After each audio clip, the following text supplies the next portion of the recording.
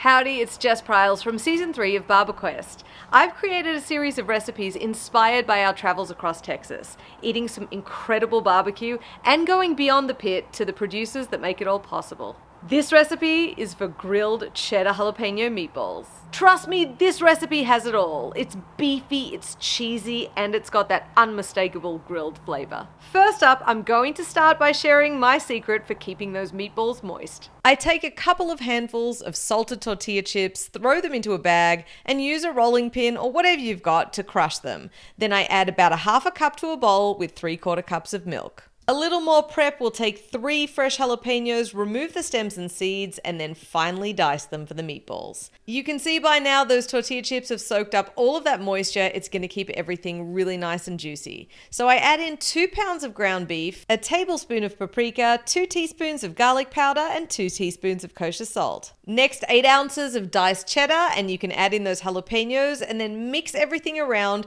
You don't want to overwork it, but you do want to make sure everything is well distributed. Form them into meatballs, and then it's time to get them on the grill. For this recipe, you can use lean beef, but I prefer using an 80-20 blend because it helps keep the meatballs nice and juicy. You can use a propane grill to make this recipe, but I think charcoal is going to give you extra flavor. I've got some foil down for easy cleanup, and I'll dump all of my lit coals, replace the grate, and then I can put all of the meatballs on the indirect side of the grill. Cooking indirectly means that we can allow the meatballs to cook to doneness without burning, and it means we won't get any flare-ups from that melting cheese. Now all you have to do is close the lid, let them cook for about 30 minutes, check that they've reached 165 degrees on a meat thermometer, and they're ready to go. You can serve these as main or as appetizer. Remember, barbecue sauce is optional. Don't forget, you can find my other recipes inspired by the series and the BarbaQuest episodes at beeflovingtexans.com.